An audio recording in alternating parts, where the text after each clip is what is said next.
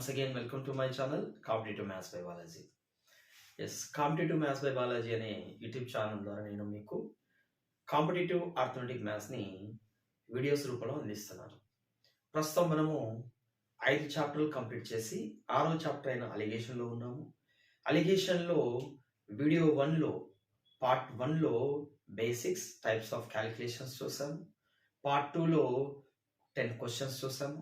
ఈరోజు అలిగేషన్ కలగలుపు పార్ట్ 3లో కంటిన్యూస్ క్వశ్చన్స్ చూద్దాం. Question number 11. In a family of 8 adults and some minors, the average consumption of rice per head per month is 10.8 kgs, while the average consumption for adults is 15 kg per head and for minors is 6 kg per head. Then find the number of minors in the family. Yes. ఒక కుటుంబంలో 8 మంది పెద్దవారు, కొందరు చిన్నారులు colour. ప్రతి వ్యక్తి సగటున నెలకు 10.8 కేజీల బియ్యం తింటారు. ప్రతి వ్యక్తి అంటే అందులో పెద్దవారు వస్తారు, చిన్నారులు వస్తారు. పెద్దవారు చిన్నారుల సగటు కన్జంప్షన్ నెలకు వాడేది 10.8 కేజీల బియ్యం. పెద్దవారు సగటున ప్రతి వ్యక్తి నెలకు 15 కేజీలు మరియు చిన్నారులు ప్రతి వ్యక్తి నెలకు 6 కేజీల బియ్యం తింటారు. అయినా ఆ కుటుంబంలో ఎంతమంది చిన్నారులు colour? So we have to find number of minors in the family. Right, children? Adults, minors. పెద్దవారు నెలకు ఎన్ని కేజీలు తిన్నారు?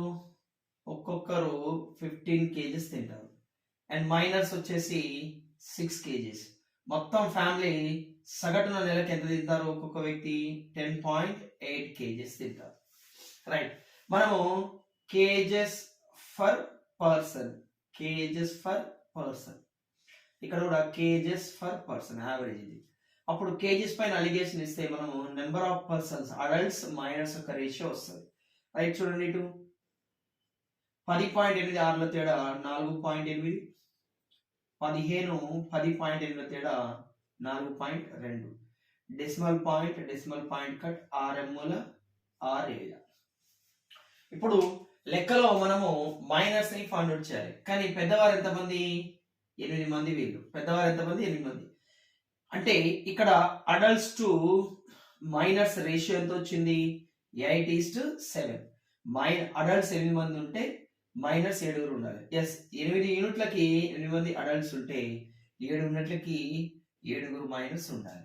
అప్పుడు ఆ ఫ్యామిలీలో చిన్నవారు ఎందరు? 7. Okay, next 12th question. A chemist mixes 2 liquids 1 and 2. 1 liter of liquid 1 weighs 1 kg and 1 liter of liquid 2 weighs 800 grams. If half liter of the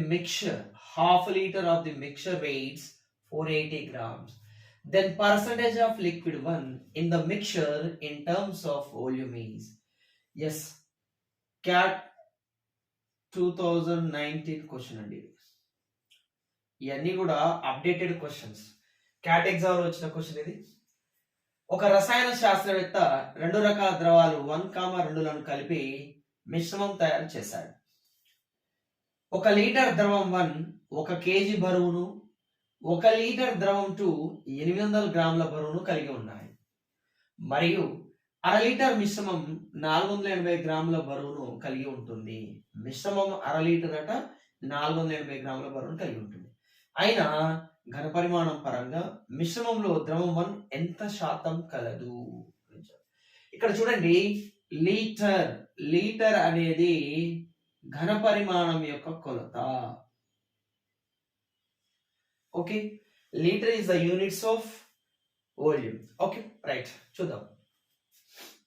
liquid 1, liquid 2. అయితే ఇక్కడ 1 లీటర్ అనేది ఘనపరిమాణం అండి. ఇక్కడ ఏంది? 1 litre means volume. 1 litre liquid weights 1 kg. So liquid 1 weights 1 kg means that is 1000 grams per liter. 1 liter of liquid 1 weighs 1000 grams per liter. Okay. And 1 liter of liquid 2 weighs 800 grams. Liquid 2 1 litre ఉంది కానీ ఇది 1 లీటర్కి బరువు వచ్చేసి 800 గ్రాములు మాత్రమే. మరియు మిశ్రమం చూడండి, మిశ్రమం 1/2 లీటర్ ఏమో 480 గ్రాములు. మనం ప్రతిదీ లీటర్కి రాస్తున్నాం. ఇక్కడ 1/2 లీటర్కి 480 గ్రాములు అయితే లీటర్కి ఎంత అవుతుంది? 960. 480 ప్లస్ 480 గ్రామ్స్ ఫర్ లీటర్. ఓకేనా? రైట్. ఇప్పుడు మనకి ఏమొస్తుంది? గ్రామ్స్ పైన అలిగేషన్ ఉపయోగిస్తే లీటర్స్ అంటే ఘన పరిమాణాల నిష్పత్తి వస్తుంది. Ratio of volumes of liquid 1 and liquid 2 వస్తుంది మనకి. డిఫరెన్స్ చూడండి, 960 800 తేడా 160, 1000 960 తేడా 40, 41 44, 4:1 నిష్పత్తిలో ఉన్నాయి ఘన పరిమాణాలు. లిక్విడ్ 1 లిక్విడ్ 2 యొక్క ఘన పరిమాణాల నిష్పత్తి 4:1. అయితే మనకు లిక్విడ్ 1 ఎంత ఉంది, ఎంత శాతం కలదో కావాలి. చూడండి, మొత్తం మిశ్రమంలో 4 యూనిట్ల లిక్విడ్ 1, 1 యూనిట్ లిక్విడ్ 2 ఉంది. అప్పుడు మొత్తం మిశ్రమం 4 ప్లస్ 5. మొత్తం భాగాలను ఎప్పుడు హారంలో తీసుకుంటాం. 5 భాగాలలో 4 భాగాలు లిక్విడ్ 1 ఉంటుంది. Percentage of liquid 1 percentage is equal, మనకు తెలుసు 1/5 అంటే 20%. 1/5 యొక్క శాతం విలువ 20%. కానీ ఇది 4 రెట్లు ఉంది కాబట్టి 20% యొక్క 4 రెట్లు చేద్దాం. 4 20 80%. నేను ఇప్పటికి ఒక విషయం చెప్పదలుచుకున్నా. నా క్లాస్ ఎవరైతే కొత్తగా ఫాలో అవుతున్నారో ఈ 1/5ని 20% ఎలా రాస్తున్నాం, 20%ని డైరెక్ట్ 1/5 ఎలా రాస్తున్నాం అనేది నేను ఆల్రెడీ చెప్పిన పర్సంటేజ్ శాతాలు క్లాస్లో బేసిక్స్ క్లాస్ని చూడండి. శాతాల్ని భిన్న రూపంలోకి, భిన్నాలను శాత రూపంలోకి ఎలా చేయాలో మనం ఒక 3 నుంచి 5 రకాల మెథడ్ డిస్కస్ చేస్తున్నాం దాంట్లో. ఓకేనా? So answer is D. Okay, next model questions and next pattern questions. Question number 13. Next model ఉంది ఇప్పటి నుంచి. Next model problems. Okay, a shopkeeper have 100 kgs of rice. He sells 25 kg at some profit and sells a remaining part at 8% profit. If he earn a 10% profit on whole transaction, then find what percent profit he sell 25 kg rice. Okay, ఇక్కడ 100 kgs rice ని 2 parts గా అమ్ముతున్నాడు. Okay, yes. ఒక వ్యాపారి వద్ద 100 కేజీల బియ్యం కలవు. అతడు 25 కేజీల బియ్యాన్ని కొంత శాతం లాభానికి మరియు మిగిలిన బియ్యాన్ని 8% లాభానికి అమ్మగా మొత్తం మీద అతనికి 10% లాభం లభించింది. అయినా 25 కేజీల బియ్యాన్ని ఎంత శాతం లాభానికి అమ్మాడు? చూడండి, ఈసారి రేషియో ఇస్తున్నాడు, పర్సంటేజ్ ఫైండ్ అవుట్ చేయమంటున్నాడు. చూడండి, నాకు 100 కేజీల బియ్యం ఉంది, నేను దాన్ని 2 భాగాలుగా చేసి అమ్ముతున్నా. ఒకటేమో 25 కేజీలు, మిగిలినది 75 కేజీ. ఈ 25 కేజీల బియ్యాన్ని ఎంతో కొంత లాభానికి ఆ లాభం ఎంతో నాకు తెలియదు. ఇది మొదటి భాగం. ఈ రెండవ భాగం, మిగిలిన 75 కేజీల బియ్యాన్ని 8% లాభానికి అమ్ముతున్నా నేను. 8% లాభానికి. మొత్తం మీద అతనికి ఎంత శాతం లాభం లభించింది? మొదటి భాగం, రెండో భాగం రెండింటిపైన అతనికి లభించిన లాభము 10%. ఇది సగటు. కానీ మనకు తెలుసు సగటు ఎప్పుడూ కూడా అత్యల్ప విలువకి అత్యధిక విలువకి మధ్యలో ఉంటుంది.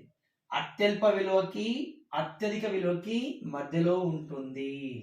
అనగా ఇక్కడ వచ్చే విలువ 10 కన్నా ఎక్కువ ఉండాలి. సో అది నేను చెప్పబోయేది. ఇప్పుడు వీటి నిష్పత్తి చూడండి, 25 ఒకట్ల 25 3. 1:3. మొదటి భాగం 1 యూనిట్ అయితే రెండో భాగం 3 యూనిట్లు. రైట్. ఇప్పుడు ఈ రెండింటి డిఫరెన్స్ చూద్దాం మనం. 8 10ల డిఫరెన్స్ 2%. 1 యూనిట్కి 2% అయితే 3 యూనిట్లకి ఎన్ని శాతం రావాలి? 3 రోజుల 6% రావాలి. 1 యూనిట్కి 2% అయితే 3 యూనిట్లకి 3 రోజుల 6% రావాలి. చూడండి ఇక్కడ 10 కంటే తక్కువ విలువ, ఇది 10 కంటే ఎక్కువ విలువ. అప్పుడు 6% ప్లస్ 10ని కలపండి. ఇక్కడ 6 ప్లస్ 10 16% వస్తుంది. అనగా నేను 25 కిలోల బియ్యాన్ని ఎంత శాతం లాభానికి అమ్మా? 16% లాభానికి అమ్మా. So answer is B. ఓకేనా? Next 14th question. Arun lends 20,000 to 2 of his friends. He gives 12,000 to the first at 8% per annum simple interest. Arun wants to make a profit of 10% on the whole. The simple interest rate at which he should lend the remaining sum of money to the second friend. Yes. Arun తన ఇద్దరు మిత్రులకు రూపాయలు 20,000 అప్పుగా ఇచ్చాడు. మొదటి మిత్రునికి రూపాయలు 12,000ను 8% వడ్డీ రేటుకు అప్పుగా ఇచ్చాడు. కానీ అరుణ్కి మొత్తం మీద 10% వడ్డీ రావాలంటే రెండవ మిత్రునికి మిగిలిన మొత్తాన్ని ఎంత వడ్డీ రేటుకు అప్పుగా ఇవ్వాలి? అరుణ్ 20,000 రూపాయలను ఇద్దరు మిత్రులకు ఇస్తున్నాడు, తన ఇద్దరు మిత్రులకి. ఇది మొదటి మిత్రుడు అనుకుందాం, రెండవ మిత్రుడు. మొదటి మిత్రునికి అతనిచ్చే అమౌంట్ వచ్చేసి 12,000. ఎంత వడ్డీ రేటు చొప్పున? 8% వడ్డీ రేటు చొప్పున ఇచ్చాడు మొదటి మిత్రుడికి. మిగిలిన అమౌంట్ ఎంత? మొత్తం 20,000లో 12,000 మొదటి మిత్రుడికి ఇస్తే రెండవ మిత్రుడికి ఇచ్చే అమౌంట్ 8,000 అవుతుంది. అవునా? 12 ప్లస్ 8 20,000 కాబట్టి. కానీ ఇతనికి ఎంత వడ్డీ రేటుతో ఇవ్వాలి? ఎందుకు? మొత్తం మీద అతను 10% లాభం పొందాలి. ఈ 12,000 మొదటి మిత్రుడికి ఇచ్చింది ప్లస్ 8,000 రెండవ మిత్రుడికి ఇచ్చింది. ఈ మొత్తం 20,000 మీద అతనికి రావాల్సినంత 10% రావాలని అనుకుంటున్నాడు. అప్పుడు రెండవ మిత్రుడికి ఖచ్చితంగా 8 కంటే ఎక్కువకే ఇవ్వాలి ఇంట్రెస్ట్ వడ్డీ రేటుకి. ఎందుకు? మొత్తం మీద 10 రావాలంటే ఇది ఆల్రెడీ 10 కంటే తక్కువ ఉంది కాబట్టి ఇది ఆల్వేస్ 10 కంటే ఎక్కువ ఉంటుంది. ఎస్. నిష్పత్తి చూద్దాం. చూడండి, 4 3 4 రోళ్ళ 3 సున్నాలకు 3 సున్నాలు కట్. నిష్పత్తి 3:2. మొదటి మిత్రునికి 3 భాగాల డబ్బు అప్పుగా ఇస్తే రెండవ మిత్రునికి 2 భాగాల డబ్బు అప్పుగా ఇచ్చాడు. ఇప్పుడు ఈ రెండింటి తేడా చూడండి. ఆల్రెడీ 2 విలువలు తీసినాయి కదా. ఈ రెండింటి విలువ తేడా చూడండి. 10% 8% తేడా 2%. 2 యూనిట్ల విలువ 2% అయితే 1 యూనిట్ విలువ 1%. అప్పుడు 3 యూనిట్ల విలువ 3% అవుతుంది. సో ఇది 10 కంటే ఎక్కువ కావాలి కాబట్టి 3ని 10ని కలపండి, 13% అవుతుంది. సో రెండవ మిత్రునికి అతను 13% వడ్డీకి ఇవ్వాలి 8,000ను.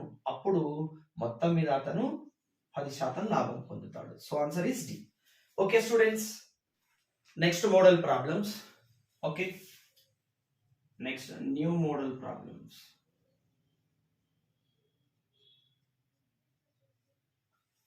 Fifteenth question.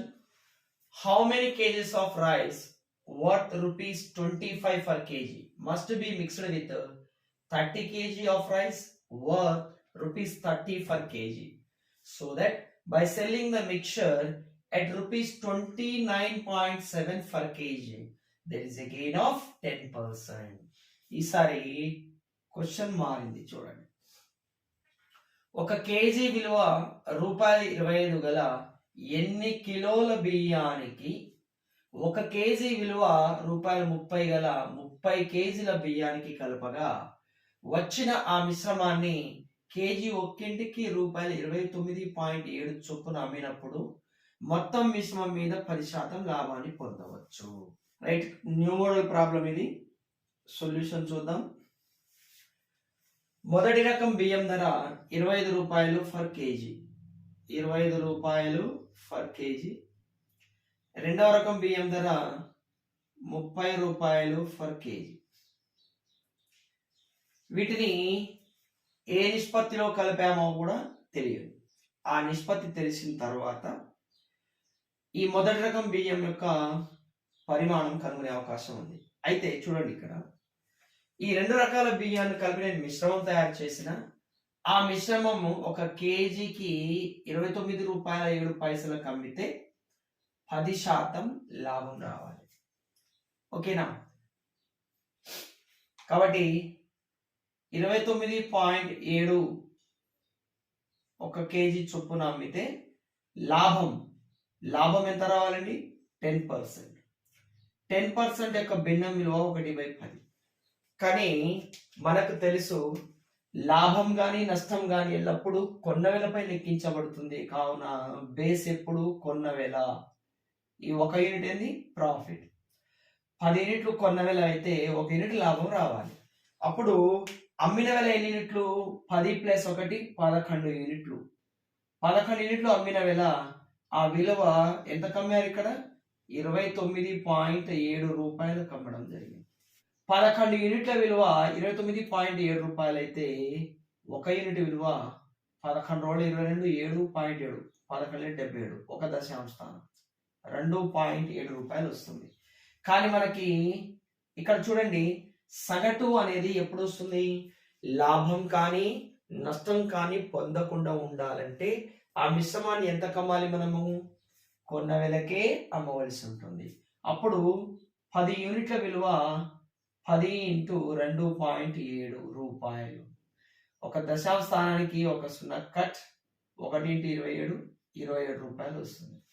అనగా మిశ్రమంపై నాకు లాభం కానీ నష్టం కానీ రాకుండా ఉండాలంటే నేను ఆ మిశ్రమాన్ని 27 రూపాయలు ఫర్ కేజీ కమ్మాలి. బేసిక్ క్లాస్ నెంబర్ 1లో మనం ఇది చెప్పాము.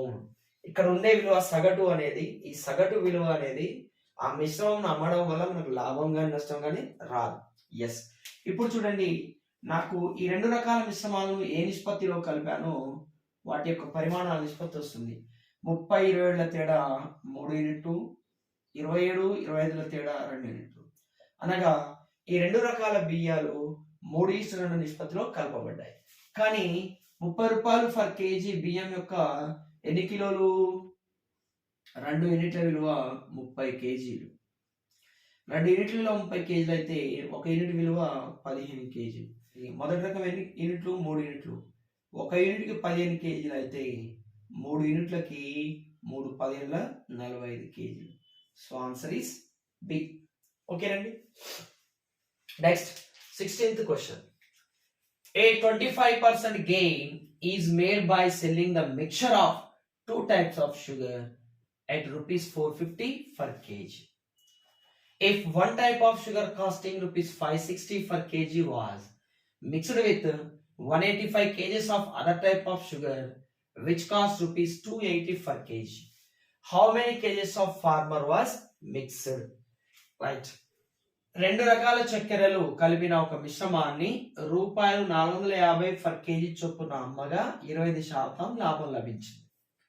ఈ మిశ్రమంలో రూపాయలు 500 ఫర్ కేజీ విలువ గల మొదటి రకం చక్కెర, రూపాయలు 280 ఫర్ కేజీ విలువ గల 185 కేజీల రెండవ రకం చక్కెరతో కలపబడింది.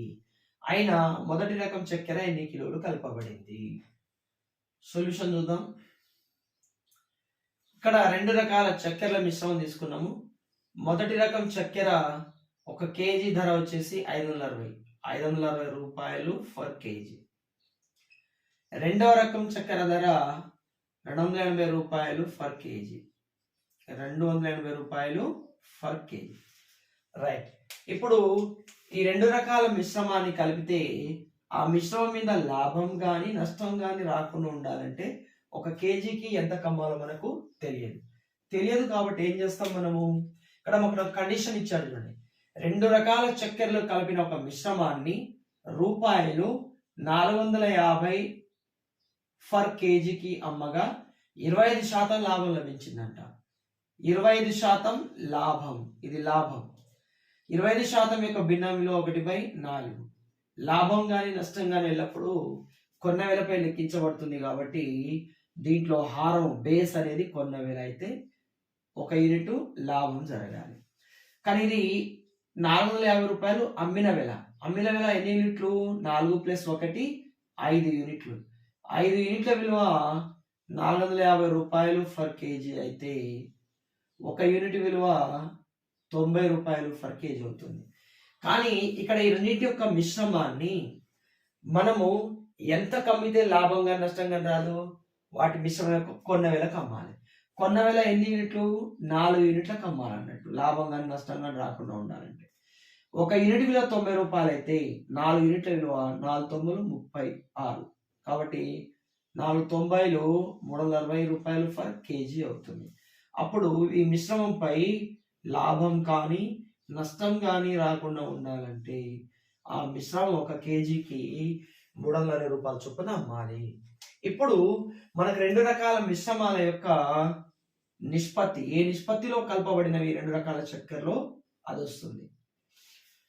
360 280 తేడా 80, 560 360 తేడా 200, 0 0 4 2 4 5 అనగా రెండు రకాల చక్కెరలు 2:5 నిష్పత్తిలో కలపబడ్డాయి. కానీ రెండవ రకం చక్కెర యొక్క పరిమాణం ఎన్ని యూనిట్లు? 185 కేజీలు. 5 యూనిట్ల విలువ 185 కేజీలు అయితే ఒక యూనిట్ విలువ ఎంత చూద్దాం. 5 1 5 3 15, 3 5 5 35. అప్పుడు 2 యూనిట్ల విలువ కావాలి మనకి. ఒక యూనిట్కి 37 కేజీలు అయితే 2 యూనిట్లకి 74 కేజీలు. అనగా మిశ్రమంలో మొదటి రకం చక్కెర ఎన్ని కిలోలు కలపబడింది? 74 కిలోలు కలపబడింది. So answer is C. చూడండి స్టూడెంట్స్, ఇవి కొంచెము లెవెల్ పెరిగిన క్వశ్చన్స్. వీటిని ఇంకో 2 టైప్స్ చూద్దాం. నెక్స్ట్ అలాంటి మోడలే ఇంకో 2 ప్రాబ్లమ్స్ చూద్దాము. Question number 17. What quantity of tea at rate 50 rupees per kg mixed with 30 kg of tea at rate 60 rupees per kg? So, selling to the mixed tea at 63 rupees per kg, shopkeeper gains 16 whole 2/3%. Right. రూపాయలు 50 for KG విలువ గల ఎన్ని కేజీల tea powder ను రూపాయలు 60 for KG విలువ గల 30 కేజీల టీ పౌడర్ తో కలిపిన మిశ్రమాన్ని రూపాయలు 63 ఫర్ కేజీ చొప్పున అమ్మినచో మొత్తం మీద 16.23% లాభం వచ్చును. ఎస్ చూడండి, 63 రూపాయలు ఫర్ కేజీకి అమ్మడం వలన అతనికి లాభము మొత్తం మీద దేన్ని? మిశ్రమాన్ని 2/3% లాభం వచ్చింది. ఈ రెండు రకాల టీ పౌడర్ల మిశ్రమాన్ని 63 రూపాయలు ఫర్ కేజీకి అమ్మడం వలన లాభం 16.23. 16.23% యొక్క భిన్నం విలువ 1/6. ఈ భిన్నాన్ని శాతాన్ని భిన్నంలోకి మార్చాలంటే పర్సంటేజ్ క్లాసెస్ వినండి. ఓకే, మనకు తెలుసు లాభం కానీ నష్టం కానీ ఎల్లప్పుడూ కొన్న వేలపై లెక్కించబడుతుంది. కాబట్టి హారం కొన్న వేల అయితే 6 యూనిట్ల మీద లాభం 1 యూనిట్ రావాలి. ఇది ప్రాఫిట్ పర్సంటేజ్. రైట్. ఇప్పుడు నేను ఈ రెండు 50 రూపాయలు ఫర్ కేజీలో ఎన్ని కిలోల టీ పౌడర్ కలిపాలో తెలియాలంటే రెండు రకాల టీ పౌడర్, మొదటి రకం రెండవ రకం టీ పౌడర్ యొక్క నిష్పత్తి కావాలి. కానీ నాకు నిష్పత్తి కావాలంటే ఏం చేయాలి? సగటు విలువ కూడా రావాలి. మొదటి రకం టీ పౌడర్ విలువ 50 రూపాయలు ఫర్ కేజీ, రెండవ రకం టీ పౌడర్ విలువ 60 రూపాయలు ఫర్ కేజీ. ఇంతవరకే తెలుసు నాకు ఇన్ఫర్మేషన్. ఇక కానీ ఈ రెండింటి మిశ్రమాన్ని లాభం గాని నష్టం గాని పొందకుండా ఎంత కమ్మాలి? ఆ మిశ్రమం యొక్క కొన్న వెల కమ్మాలి. ఇక్కడ చూడండి, ఇది అమ్మిన వెల. ఇంత లాభానికి అమ్మిన వెల. అమ్మిన వెల అంటే కొన్న వెల ప్లస్ లాభం. 6 + 1 7 యూనిట్లు అమ్మిన వెల. ఆ 7 యూనిట్ల విలువ 63 రూపాయలు ఫర్ కేజీ. అప్పుడు 1 యూనిట్ విలువ 9 రూపాయలు ఫర్ కేజీ. మిశ్రమంపై లాభం కానీ నష్టం కానీ పొందకుండా ఉండాలంటే దాన్ని కొన్న వెలకే అమ్మాలి. కొన్న వెల 6 యూనిట్లు. 6 యూనిట్ల విలువ 6 54 రూపాయలు ఫర్ కేజీ. అనగా మిశ్రమంపై లాభం కానీ నష్టం కానీ పొందకుండా ఉండాలంటే మిశ్రమాన్ని 53 రూపాయలు ఫర్ కేజీ చొప్పున అమ్మాలి. ఇప్పుడు ఈ రెండు టీ పౌడర్ల యొక్క నిష్పత్తి, మిశ్రమంలో ఈ రెండు టీ పౌడర్లు ఏ నిష్పత్తిలో కలపబడ్డాయో వస్తుంది. 60 54 తేడా 6, 50 54 తేడా 4. 2 ముళ్ళ 2 రొళ్ళ. కానీ రెండవ రకం టీ పౌడర్ ఎన్ని కేజీలు? 30 కేజీలు. దాని యూనిట్లో 2 యూనిట్ల విలువ 30 కేజీలు అయితే 1 యూనిట్ విలువ 15 కేజీలు. అప్పుడు 3 యూనిట్ విలువ 3 15 45 కేజీలు. సో ఆన్సర్ ఏ. ఓకేనండి, రైట్. నెక్స్ట్ క్వశ్చన్ చూద్దాం. In what ratio must a grocer mix tea at rupees 72 per kg and rupees 90 per kg, so that by selling the mixture at rupees 99.6 rupees per kg, he may gain 20 rupees. రూపాయలు 72 for KG విలువ గల tea powder, రూపాయలు 90 for KG విలువ గల మరొక రకం tea పౌడర్లను ఏ నిష్పత్తిలో కలపగా ఏర్పడిన మిశ్రమాన్ని రూపాయలు 99.6 ఫర్ కేజీ చొప్పున అమ్మినప్పుడు మొత్తం మీద 20% లాభం వస్తుంది. సొల్యూషన్ చూద్దాం. సొల్యూషన్, మన దగ్గర 2 రకాల టీ పౌడర్లు ఉన్నాయి. మొదటి రకం టీ పౌడర్ ధర 72 రూపాయలు ఫర్ కేజీ, రెండవ రకం టీ పౌడర్ ధర 90 రూపాయలు ఫర్ కేజీ. అయితే ఈ 2 రకాల టీ పౌడర్లను ఏ నిష్పత్తిలో కలిపామో ఆ నిష్పత్తి కావాలి మనకి. దీని కొరకు వీటిని ఈ 2 రకాల టీ పౌడర్ల మిశ్రమాన్ని లాభం కానీ నష్టం కానీ రాకుండా ఉండాలంటే ఎంత కమ్మాలి? అదే ఈ మిశ్రమం యొక్క సగటు విలువ కావాలి. రైట్, ఇక్కడ మనకు ఒక ఇన్ఫర్మేషన్ ఇచ్చాడు. 99.6 రూపాయలు ఫర్ కేజీ చొప్పున అమ్మితే లాభం 20% వస్తుందంట. 20% భిన్నం విలువ 1/5. అమ్మా, ఇది లాభం కానీ నష్టం కానీ ఎల్లప్పుడూ కొన్న వేలపై లెక్కించబడుతుంది. కాబట్టి ఇది కొన్న వేల అయితే ఇది లాభము. అమ్మిన వేల వచ్చేసి 5 + 1 6 యూనిట్లు. 6 యూనిట్లు అమ్మిన వేల 99.6 రూపాయలు ఫర్ కేజీ అయితే 6 1 6 3 9 39 6 6 36 మళ్ళీ 6 6 ఉంటారు, ఒక దశాంశ స్థానం. 1 యూనిట్ విలువ 16.6 రూపాయలు. ఇక్కడ లాభం కానీ నష్టం కానీ రాకుండా ఉండాలంటే మిశ్రమాన్ని కొన్న వేలకే అమ్మాలి. కొన్న వేల 5 యూనిట్లు కాబట్టి 5 యూనిట్ల విలువ 5 6 30, 5 6 30 + 3 33, 5 1 5 + 83, 83 రూపాయలు ఫర్ కేజీ చొప్పున అమ్మాలి. 83 రూపాయలు ఫర్ కేజీ చొప్పున అమ్మాలి చెప్తుంది. ఇప్పుడు ఇవి 2 ఏ నిష్పత్తిలో కలపబడ్డాయో మనం రూపీస్ పైన అలిగేషన్ నిర్వహిస్తే వాటి యొక్క పరిమాణాల నిష్పత్తి వస్తుంది. 90 83 తేడా 7, 72 83 తేడా 11. సో వాటి నిష్పత్తి 7:11. Answer D. ఓకే.